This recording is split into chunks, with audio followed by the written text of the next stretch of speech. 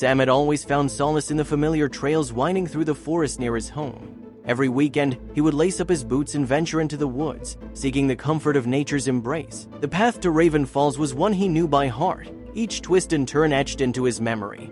But on this particular day, something caught his eye, a mysterious light emanating from behind the waterfall. It was not the usual play of sunlight on water, but a steady, ethereal glow that seemed to beckon him closer. Before we start, smash the like button and make sure to subscribe if you haven't, and hit that notification bell so that you won't miss any new story. The chill of the creek seeped into his bones as he hesitated, contemplating whether to investigate alone or fetch help. Curiosity won out, and Sam carefully navigated the slick rocks, the roar of the waterfall growing louder with each step. The water spray kissed his skin as he pushed through the curtain of water, finding a hidden cavern behind the falls. Inside, the sound of the waterfall transformed into a deep, resonant hum, and the air was filled with a scent of ancient water and lush greenery. The source of the glow became apparent. A multitude of soft blue lights flickered from every wet surface in the cave. It was a sight so mesmerizing that Sam momentarily forgot the cold and the ache in his knee. Standing in the center of the cavern, he was enveloped by a profound sense of wonder, reminiscent of childhood nights spent watching meteors shout. Sam had read about bioluminescent organisms, but he never imagined encountering such a phenomenon in this high forest, far from the sea. He reached out to touch the rock, watching as the light danced over his fingers and pooled in the whirls of his fingerprints. Despite the urge to capture the moment with his phone, Sam resisted. He understood the importance of preserving the cave's tranquility, choosing instead to absorb the experience in silence. Eventually, the cold began to seep back in, and Sam knew it was time to leave. He carefully retraced his steps, the mystery of the glowing cavern weighing heavily on his mind. As he returned to his truck, he debated whether to act on his discovery immediately or wait until morning. Despite his hesitation, he decided to visit the nearby ranger station. Ranger Elena was the only one on duty, and she listened skeptically as Sam described the glowing phenomenon behind the falls. Initially, she mistook it for an old mine, but Sam insisted it was something different, something alive. Intrigued, Elena agreed to investigate with him the next morning. The morning air was crisp, with frost edging every leaf and twig as they made their way back to the fall. Elena asked if Sam was ready to get soaked, to which he responded with a grin. Together, they navigated the water and stone, and Elena's reaction to the glow was one of awe and a fleeting sense of grief. Overwhelmed by the beauty before her, Elena turned off her headlamp, opting to experience the glow naturally. Time seemed to warp in the presence of such wonder, and by noon, more rangers had arrived to witness the phenomenon.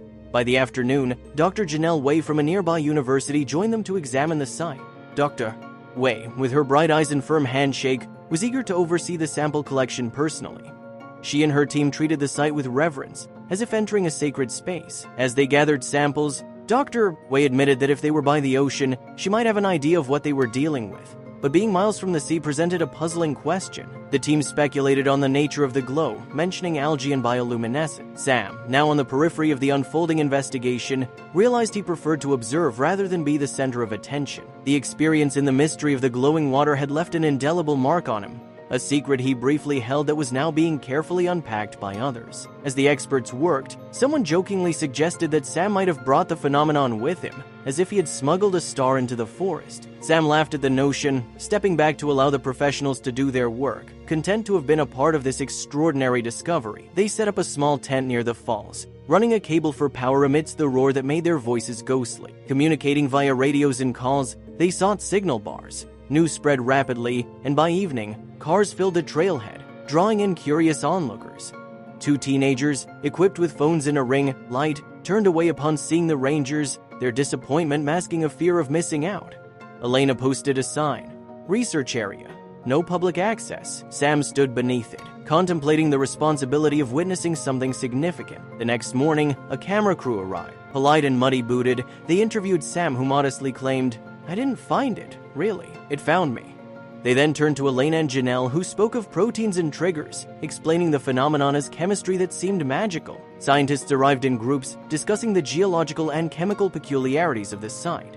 A geologist speculated about the ancient layers of Earth, while a hydrologist noted unusual mineral content. Janelle summarized, "Conditions. That's all anything ever is." Sam walked the trail alone in the afternoons, feeling the chill and mist. He often stood within earshot of the falls, content with the proximity. The town began to change. The diner introduced a new coffee blend named after the glow, and the hardware store stocked supplies, inadvertently fueling rumor. The librarian displayed articles about the phenomenon, humorously labeling them as glow algae.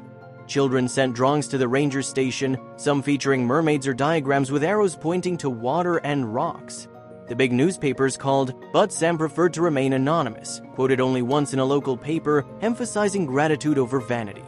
He witnessed a group attempting to bypass the restricted area, stopped by Elena. Frustrated, Sam reflected on his desire to keep the discovery to himself, feeling ashamed of his possessiveness.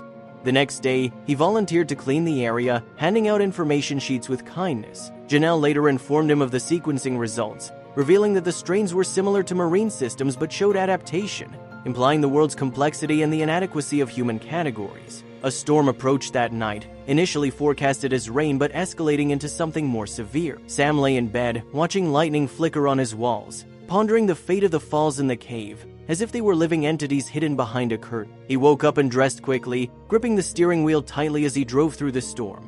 At the trailhead, the lot was empty and the wind was fierce. Entering the trees, he felt the wind relent. Moving swiftly, he reached the falls, where the sound of the water was deeper and more powerful than before. The pool had expanded, filled with debris, and the mist hit his face like upward rain. As he stood there, he noticed Elena nearby, her hair wet and headlamp off. She signaled for him to watch the water. The glow beneath the water was still present, stronger where the water moved fastest and pulsing like a breath in the back pool. Relieved, he learned from Elena that the cave was fine and the shelf was holding. They stood together, watching the falls, feeling like the last two people in the world witnessing something miraculous. In the following days, the stream remained high, and scientists rechecked everything. An email confirmed the area as a sensitive research area with no public access for a year. Elena smiled at the news, and Sam felt relieved. They improved the fencing and added a sign thanking visitors for their caution in protecting something rare. Despite restrictions, people continued to try to see the site. Sam often had to explain the importance of keeping the area protected. During winter, he visited the falls 3 times, once with Janelle, who marveled at the glow being brighter in low oxygen, once with Elena, who silently made a promise to the rock. The 3rd time, he went alone, reflecting on his life and family. In spring, research papers were published, and the cave gained respect and wonder from the scientific community. Sam saw the town embrace this story, with bakery windows decorated with blue lights and a little girl recognizing him. He denied being the man, as it was true. The 2nd summer was calmer, with the world focusing on other events. The falls and cave remained unchanged, while Janelle continued her studies, and Elena hired more rangers. A local group printed shirts with "Keep It Wild" to support the preservation efforts. One September evening, Sam walked the trails slowly, reaching the falls at sunset. He stood until the sun set, feeling the cold of the approaching winter. Stepping behind the waterfall, he stood in the blue glow, reflecting on the journey since the discovery. He thought of the initial shock and how it led to growth in science, community, and kindness, and how it became one more story for the town to share. Sam no longer thought about magic. It had served its purpose and left. Instead, he contemplated the world's quiet beauty, created without request, waiting to be discovered. He placed his palm against the wall of the cave, silently expressing gratitude. The glow from the cave's light lingered on his skin before fading. He listened to the water speak in an untranslatable language, standing until his body ached from stillness. As he left, he paused at the cave's entrance, looking back. The cave wasn't a cathedral or a lab. It was simply a space where water and light coexisted. That sufficed for him. He stepped through the waterfall, returning to the fading daylight. The trail back to the parking lot felt complete, like a well-told story. He walked with the contentment of someone who had seen something remarkable, knowing he might see it again. Not out of entitlement, but because of the world's occasional generosity. Approaching an old altar, he encountered 2 hikers, a couple in their 50s, who asked about the glow. Sam confirmed its reality, directing them to the station where they could learn why access was restricted and why it mattered. The woman expressed satisfaction in just knowing it was there, to which Sam agreed.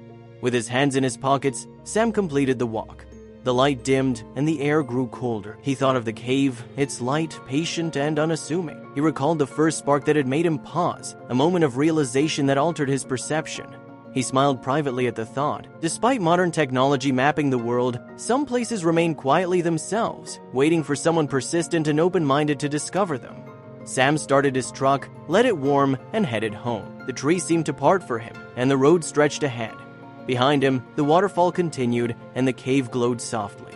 The rare algae carried on as they had for years, unnoticed. Scientists would study and debate, while rangers would guide visitors, thanking those who listened and standing firm against those who didn't. Sam drove with the window slightly open, feeling content with life's simple pleasure. He had discovered a secret and shared it, feeling the bitter sweetness of letting go and the satisfaction of contributing to a collective effort. A hawk soared on the last warm air, and trout swam in the creek. Somewhere, someone was writing about inland bioluminescence, experiencing the thrill of making sense of it.